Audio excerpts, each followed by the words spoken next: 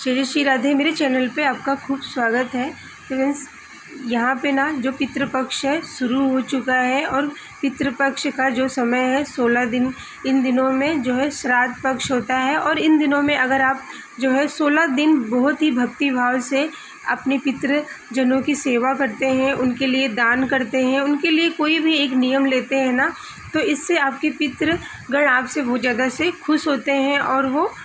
आपको आशीर्वाद ज़रूर से प्रदान करते हैं। तो फ्रेंड्स, जो पितृपक्ष का समय है ना, वो उस समय पे जो हमारे पूर्वज हैं, जो हमारे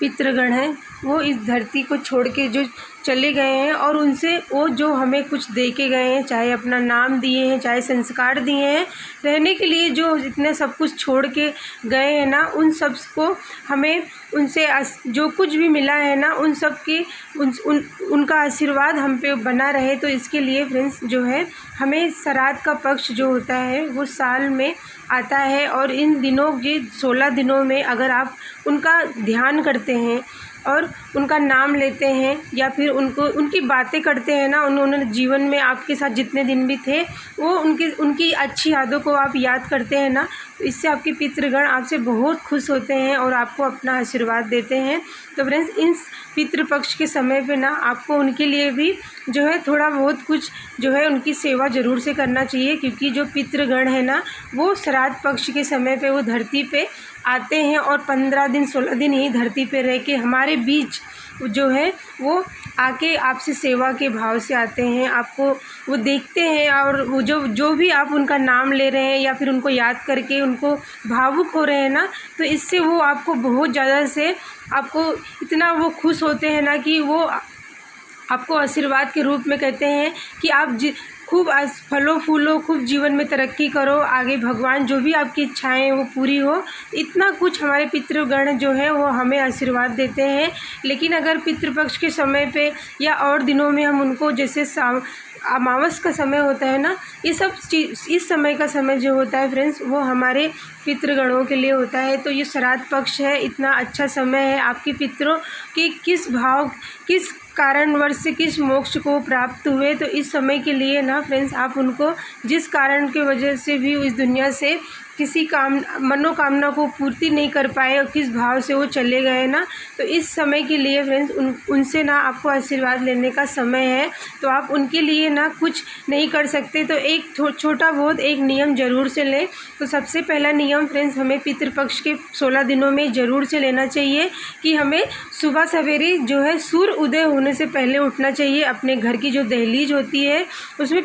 तांबे के लोटे में काले तिल मिला के आपको दहलीज पे जल छिड़क के थोड़ी देर वो जल रहने दें। उसके बाद स्नान करके आपको सूर्य देव को भी एक लोटे जल तांबे के उसमें काले तिल डाल के सूर्य भगवान को भी जल अर्घ देना चाहिए। इससे भी आपके पितरों की तृप्ति होती है, वो किस कारण की वजह से इस दुनिया से चले गए, तो इस वजह से उनको पानी का अगर आप जो है उनका जल भी आप दे रहे हैं ना, तो इससे भी उनको तृप्ति मिलती है। और यहाँ पे फ्रेंड्स जो कौवा होता है ना, वो कहते हैं कौवे के मुख से जो भी वो जाता है तो वो कहते हैं आपके पितृगण उसको सेवन कर रहे हैं। तो इस समय पे ना आपको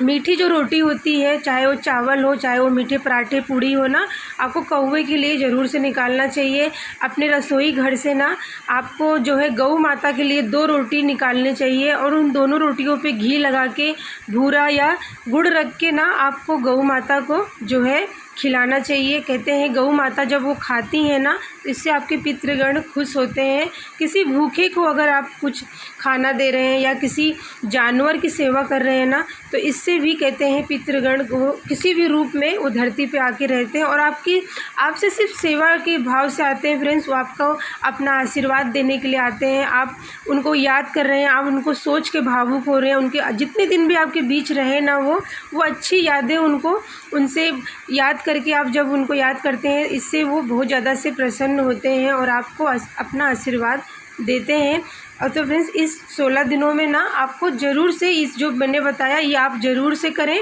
और फ्रेंड्स जो चींटी होती है ना, चींटी को भी आपको खाना ज़रूर से देना चाहिए। आप थोड़ा सा आटा घी में भूंज लें, उसमें काले तिल भूरा मिला के आपको हर रोज़ थोड़ा सा चींटियों के लिए भी खाना निकालना चाहिए। इससे भी कहते हैं आपकी धन की समस्या, आपके बच्चों की शादी विवाह की जो परेशानियां हैं, जीवन में जो भी दिक्कतें आ रही हैं ना, उससे आपको निजात छुट्टी मिलती है। तो इस तरह का जो पितृपक्ष का समय खूबसूरत समय है। इस समय पे जितना हो सके ना आपको जो है जल का आपको दान करें। आप चाहे जो देव वृक्ष होते हैं, तुलसी, पीपल या बेल वृक्ष हो गया है, केले का पेड़ हो गया है ना, इन सब में जल छोड़ना चाहिए। और जो पीपल पेड़ होता है ना, उसी में कहते हैं 16 दिन तक हमारे जो पितृगण है ना वो वास आके करते हैं। तो आपको जो है जल छोड़ना चाहिए। वहाँ पे आप एक लोटा ले जाए तांबे का, उसमें गंगा जल डालें, काले तिल डालें, शुद्ध जल डाल के, और उसमें थोड़ा सा सफ़ेद जो है कुछ भी चीज़ मीठा डाल लें, चाहे मिश्री, चाहे आप बतासा डाल लें, और फिर एक तुलसी का पत्ता और कुसा डाल के आपको सफ़ेद फूल डाल के ओम पितृभ्याय नमः इस तरह से बोलते हुए आपको वो जल से जो है पीपल वृक्ष को सींचना है। इससे भी जो है आपको जो है पितरों की तृप्ति जब होती है ना, तो वो संतुष्ट होते हैं और अपना आशीर्वाद आपको दे के जाते हैं। तो फ्रेंड्स, यहाँ पे ना जो पितृपक्ष का समय होता है ना, ये कहते हैं साल में बहुत ही खूबसूरत समय होता है अपने पितृगणों की, अपने पूर्वजों की सेवा करने की। और अगर आप उनके नियमित जल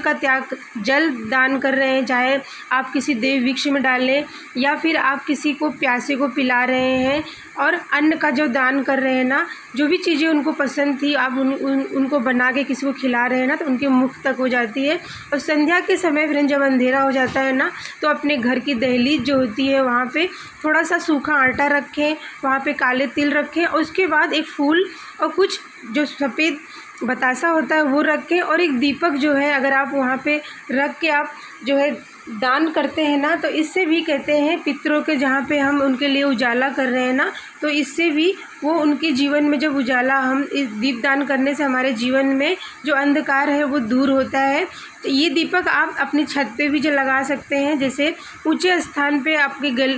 ऊंचा छत पे जाएं, वहाँ पे एक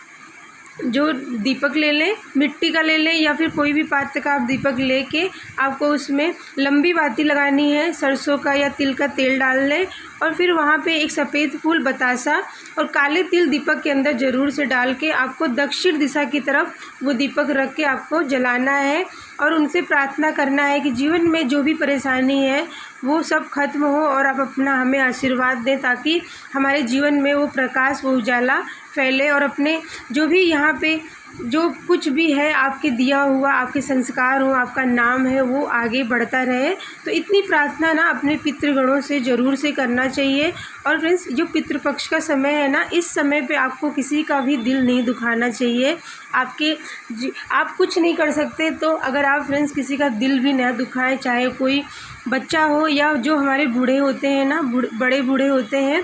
उनका तो बिल्कुल भी दिल नहीं दुखाना चाहिए। उनसे जितना हो सके उनके पास बैठें, उनसे बातें करें। तो इस समय का जो समय होता है वो बहुत ही खूबसूरत समय होता है। अपने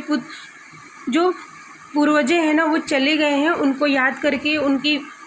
बातों को याद करके सबसे बातें करें। तो इस समय पे ये सब बातें हमें,